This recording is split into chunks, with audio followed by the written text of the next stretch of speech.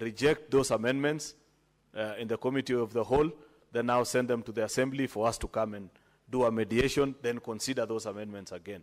So therefore, there wasn't proper fluency in how this motion was drafted, Mr. Speaker. Therefore, the easiest thing that I urge my colleagues to do is that for us to achieve what the committee wants us to do, which is to reject some of the amendments that were made in the assembly, is to defeat this motion, Mr. Speaker, and therefore negotiate the formation of a mediation committee between us and the National Assembly.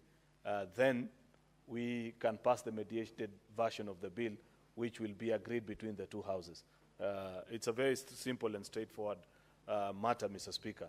So for that reason, I oppose this motion, Mr. Speaker, and agree to the reasoning behind the rejection of the amendments by the National Assembly, by our committee, Mr. Speaker, because coffee is not just any ordinary crop. I'm a proud representative of coffee farmers, Mr. Speaker. Hardly do farmers, and I represent coffee, tea, and sugarcane farmers in this house, Mr. Speaker. And hardly do farmers appreciate government effort in any particular industry. I think in my time here in the Senate, on only 2 or 3 occasions I've done that. In the year 2021, Mr. Speaker, when we passed the tea bill, sponsored by yours truly, and farmers began receiving their payment by 5th of every month, as opposed to the previous practice where they'd wait, sometimes even for 2 months, and so many other accruing benefits, including, Mr. Speaker, the ability of farmers to vote in directors into their factories on the principle of one man, one vote, not to be confused by another mantra, Mr. Speaker, that is common in our political parlance. Farmers really appreciated and they celebrated. At that particular time, tea farmers were happy. Of course, the story is different right now, and there are challenges, serious ones that need to be addressed. Coffee farmers, Mr. Speaker, at this particular day and time, are extremely happy. When I go to parts of my county, Mr. Speaker, that has coffee growing farmers, they appreciate that at the coming into place of this administration, Mr. Speaker, they are receiving 30 shillings, sometimes even 20. As it is today, one of my largest coffee societies, the Kipkelion Coffee Society, is selling and gaining price of upwards of 140, 150, something that is unprecedented before, Mr. Speaker. Therefore, we must guard the interest of our farmers to ensure that every amendment that we move in this particular house, Mr. Speaker, serves to protect their interest more. They should actually be earning more than that. But because of middlemen, Mr. Speaker, and how the Nairobi Coffee Exchange had been handled, Mr. Speaker, there were serious challenges. And I must appreciate the efforts that have been made to get them to that level. But the bigger challenge for us, Mr. Speaker, is how do we safeguard, how do we ensure that farmers continue to gain and appreciate the value of coffee. Actually, for the very first time, there's a reverse trend in my own county. Previously, when I went to the coffee growing areas, they'd challenge me and say, the same way you guys worked hard for the tea farmers, we want to see our benefits. That was the song last term. But this term, it is now, the noise is on the tea side. They are challenging and urging, why did you guys focus too much on the coffee side? Now our tea crop has all these problems. And you know the benefits also in the sugarcane side. Therefore, Mr. Speaker, as representatives of farmers ordinarily, we need to take such bills with the seriousness that it deserves. If there is a responsibility that you can have, particularly as a senator, Mr. Speaker, because you know agriculture is a devolved function. The policies and legislative proposals that we pass in this particular house must reflect the spirit of our Constitution, ensuring that we protect the interest of our farmers, Mr. Speaker, that we pass legislation that captures the understanding that there are two levels of government, the national government and the county government, Mr. Speaker, and the need to thereof, as a representative of the people, to ensure that in all the conversation, the farmer doesn't get lost in all the jargon that comes up the legislative making procedure. Therefore, Mr. Speaker, I want to thank the Committee on Agriculture for their industry. It will have been easy because I know we have gone to public forum many times, Mr. Speaker, and people have spoken, Mr. Speaker, on the need to conclude on this particular exercise. Sometimes it makes sense to hold out even just for a few more days, but get the right piece of legislation. It's not easy to legislate on such a political crop like coffee. And therefore, for the journey, the legislative journey that this particular bill has traveled, beginning in this House, going to the Assembly, now back to this House, and about to go even through a mediation exercise, Mr. Speaker, I believe it is worth it. Of course, we have to expedite, because we have to lock in the gains at this particular time when the farmers are happy, and there are many Kenyans that continue to plant coffee, Mr. Speaker, so that we take advantage of the good vibes that farmers have at this particular point. Therefore, I hope that the members who will eventually get the opportunity to serve in the mediation committee when we reject this particular motion and follow through with the reasoning by our Agriculture Committee, Mr. Speaker, will expedite on that exercise. I am particularly concerned, Mr. Speaker, because nowadays, while previously mediation exercises will take between, on average, 2 to 3 weeks, some of our mediation exercises, Mr. Speaker, are beginning to take fairly long. And I want to request chairpersons and those members that we grant the opportunity to serve, Mr. Speaker, in mediation committees, that they would actually consider expediting, especially people-centric legislation, like this particular one and so many others, Mr. Speaker. It will be something worth considering and making sure that we conclude on these bills. You know, Mr. Speaker, that for example, the last 2-3 months, the country has been conversing about the menace of gambling in our republic and the need to rein in betting farms and all these institutions.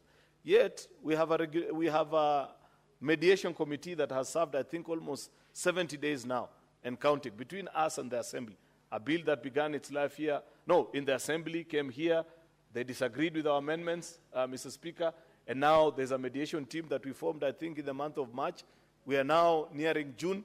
Before concluding the exercise, I want to urge colleagues, Mr. Speaker, that when we have a matter that is people-centric, especially that is topical in the country, and people feel that there is need to provide guidance, we need to expedite on that particular. I don't know who sits in that committee. I can't recall who the Senate sent to represent us in that particular committee.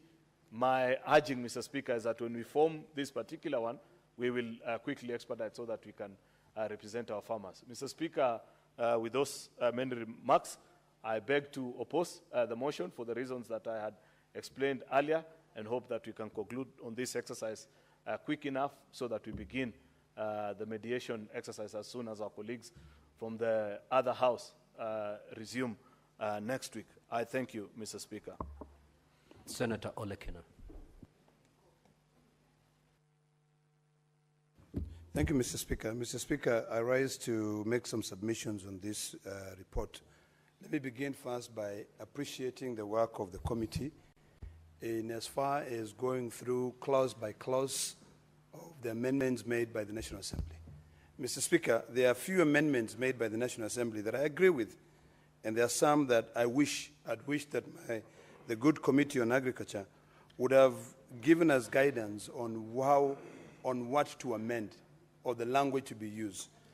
Mr. Speaker, the first amendment which has been made that I support is the amendment in terms of the broker.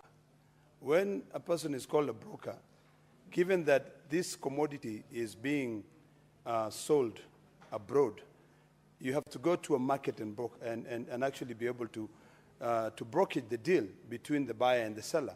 So I think it is imperative that you are licensed by the marketing authorities. So that's a very, very good amendment that I fully support.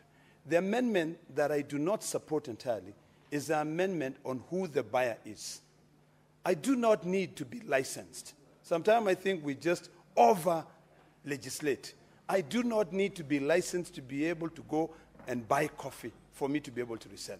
If you look at the amendment as drafted by the National Assembly, you will be shocked that whoever buys coffee must now be licensed. I mean, it's absolutely ludicrous. You know, if I was to buy coffee, I should go to the broker and bid my price and buy coffee if I want to be able to add value. But if there is a farmer in Narok, and now, Mr. Speaker, Narok is also growing coffee. We're growing coffee in Kilgoris. We're growing coffee in Narok South. We are also growing in part of Emurue Dikira. I can see some people trying to grow some coffee plants. So it is imperative that we encourage our population to be able to venture into the agricultural sector and grow. But now if you have to be able to only use a broker to be able to sell, you are actually going back to the colonial era when our country was, the crops in our country were defined between the cash crops economy, and in fact at that particular time we're only growing goods to be able to feed the British in the UK and also the West. So, Mr. Speaker, I think this definition of who a buyer should be should actually be completely rejected. And I'd hope that the committee would have said, we delete this. Because I've gone through the report. The committee has done a fantastic job. And let me thank the chairperson on agriculture. But I hope that, Mr. Speaker, that the chairperson would have gone and said the committee rejected this amendment and suggested the following, so that it guides us, so that even when we select a team to go through mediation, they can be able to go and say, this is the language to be used. I'd hope that they would have said, in terms of the buyer, remove, delete that. Let everybody be able to buy.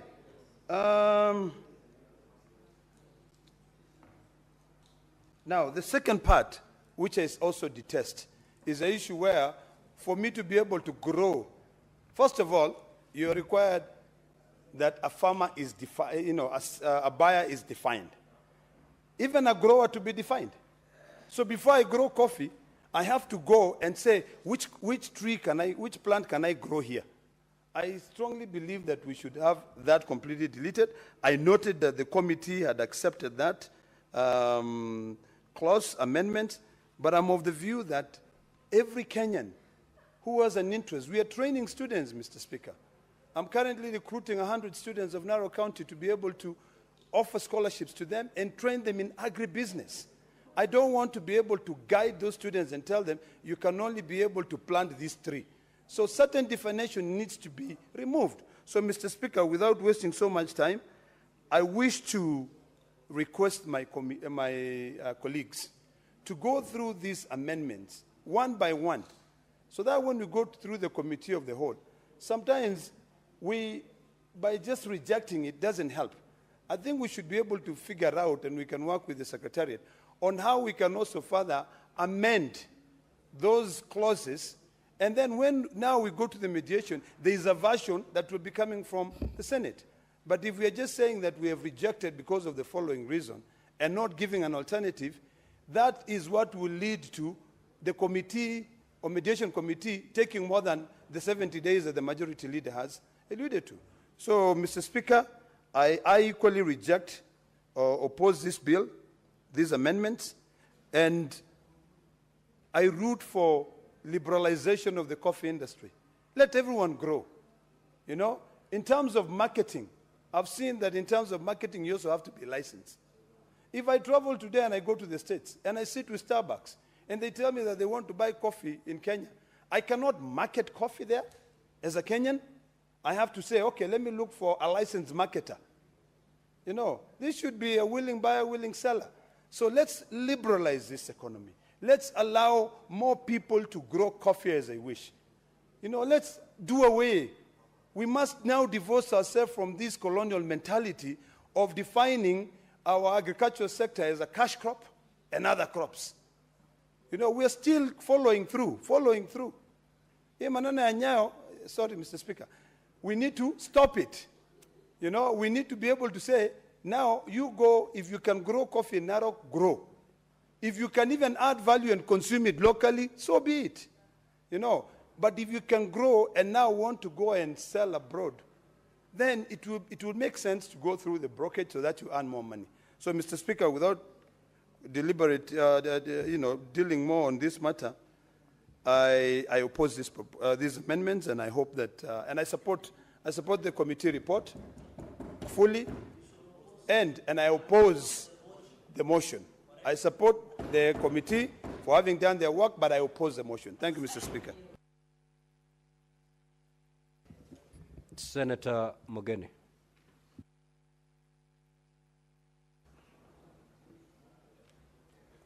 Yes, Mr. Speaker, I'm also speaking on behalf of my farmers. From my 4 constituencies in Nyamira, 3 of them are farmers who grow coffee, who grow and sell coffee, Senator Mondigi.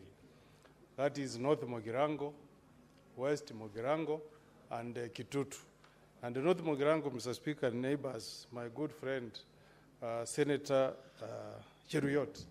But what I've never understood, both for my tea farmers and the coffee farmers, I've never understood why farmers from central Kenya